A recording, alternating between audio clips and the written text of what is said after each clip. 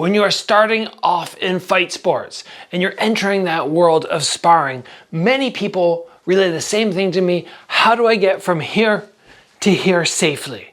How do I accomplish that closing of the distance without eating a shot?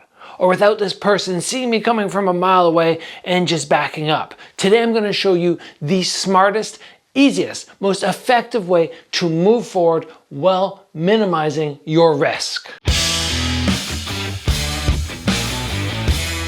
Thank you for joining me, everybody, today. It's great to have you on the channel. Yesterday was my 40th birthday, and that's a big thing for most people. I'm not really caught up in age and birthdays and all that, just going day by day, and I don't feel like I'm old. I don't feel like there's a big deal, but because many people go, wow, 40, that's a milestone, I decided at my Strike Ready program to take 40% off the price. So if you're wanting to either up your defensive skills, up your offense skills, or get way better at catching kicks and taking people down or throwing them to the ground from the clinch, head over to Strike Ready Combat and use that 40% savings so you can just up your striking skills.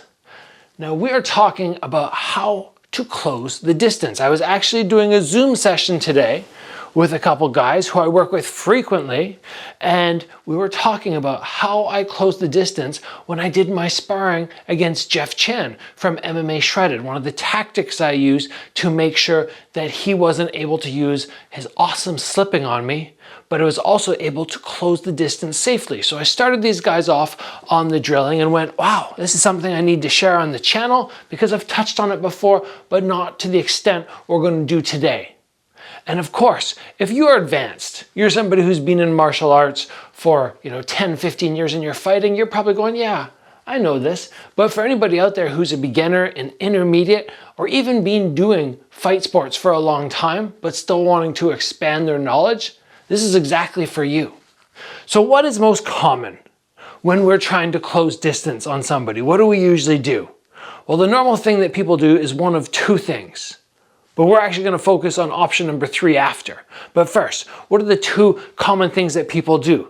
They either push forward and try to gauge distance from there, or they get close enough that they can throw a shot and then they push forward and hit. Sometimes, of course, yes, we just end up in this range where we don't have to spring forward, but that is more so for high-level fighters. When you watch high-level kickboxers, high-level Muay Thai fighters in particular, they're right at this range, always within range. And that makes the teeps able to land at any point, makes round kicks able to land, and you have to be so dialed in on defense. But most people don't spar like that. They don't want to be in that danger zone.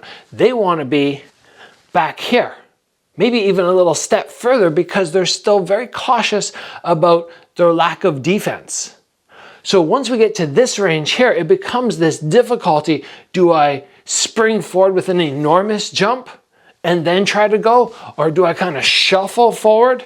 Either way, I give this guy so many opportunities to either move his feet or to just stop me in my tracks, right? Those are not what we want when we go on the attack. So what is the third alternative that in my mind is the smartest way to move forward? It's just this.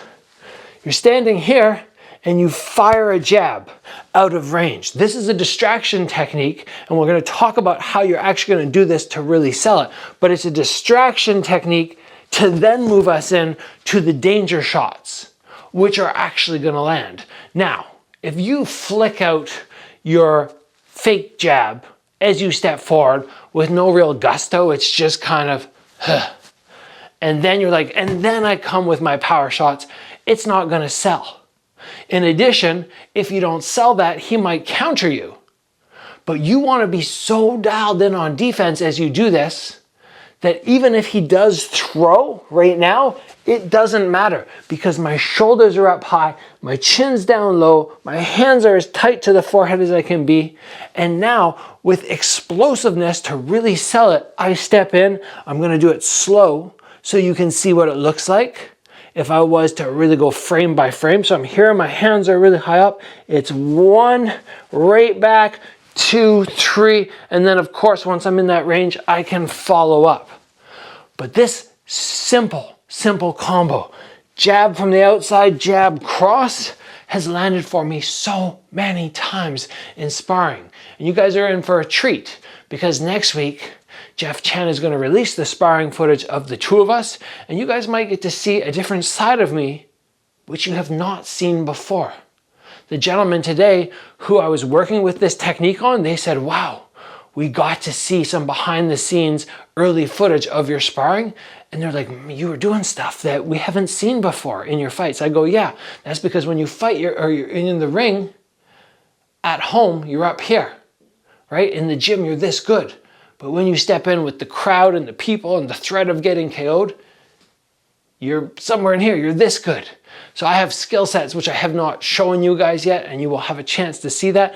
And this technique here is perfect because what happens is if this guy stands his ground, if he does nothing, boom, boom, I land.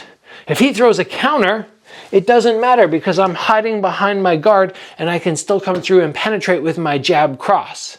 If this guy backs up and I throw the first one, I'm like, oh, okay, he backed up. Then I don't follow up with my jab cross and I don't waste energy. And again, this is what I used when I sparred Jeff because his head movement is just so good, he's hard to catch up to. So if he moved his feet, I'm like, my initial jab, it's just telling me energy's done, combo's over. But if he decided to stand his ground, then I'm like, oh, look at that. Okay, now I can follow up and continue with my pressure. Now here's a couple common mistakes that people make when trying this. Number one, they are very lazy on that initial jab. They don't put the snap behind it, and those shoulders and hands are not high enough. Remember, if I am selling a fake, I am selling something which is supposed to be threatening to this guy, he really has to believe it. But I know I'm not going to be able to hit him from way back here. This is just a fake technique, so I need to make sure, because I'm putting no real threat on him, that I'm not exposing myself, right? Exposing myself to something which might land. If this guy has longer arms than me, and this is a technique that very often I would use against taller fighters, so if I'm down here and he has longer arms, there is a threat right at this point where maybe he can throw. So I need to make sure I'm really guarded up. I'm here, I'm safe, boom, boom. And like I just said, everybody bear in mind, the shorter fighters are always asking for techniques, strategies on how to close distance against those taller fighters. This is it. It doesn't need to be just for short fighters. I utilize it myself all the time. But if you're going against somebody who's bigger, you're going to get your head off the center line as you throw that fake. Keep it off the center line on the second shot and then square up on the third. Fake, boom, boom. That's how you utilize that. If you're the shorter fighter, if you're the longer fighter, then I just stay high and I just make them eat those punches unless, of course, they move. And then I bail on it. But shoulders high, hands high, chin tucked, and lots of snappy intent on that first shot is going to stop you from making one of the first common errors. The second common error is to think, okay, I did my first fake jab, now my second one is just a touch. But then it's the third shot where I'm really going to rip in and land with power. No, no. You already did your fake. This next shot needs to inflict some power and some damage. So now my third shot is going to catch him off guard. Make your second shot a damaging one. I miss intentionally because I know I'm out of range. Boom, bam, bam. Now, let's talk about distancing very quickly. What I want to understand here is this is too close. This is too close for this. When I start getting out here, this is my distance. Now you have to play around with this yourself and see if you like coming from more like this range or more like this. But either way, you can tell in one step, I'm still not going to be able to land great. So I have that middle range now, boom, and my footwork looks like this. 1, 2. That's all I'm doing on this. Bam, bam. Bam, bam, bam. Footwork is simple, technique is simple. As soon as I finish, boom, boom, I can choose to follow up. I can choose to exit off at an angle. I can choose to just pull my hands back to my head and sit here until I decide, what is this guy doing? And is there still a threat?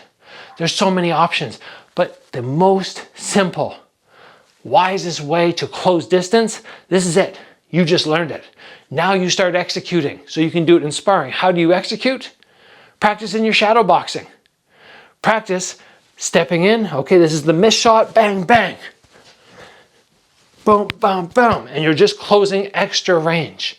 Of course, this could be done in so many other ways. If you're fighting with elbows or something like that, you could come something like where you skip from out here, I go 1 and 2, and now I close. You can do something like that, but it's that double attack on the footwork from a longer range with some sort of threat, and then following up with the real shot or shots. That's it.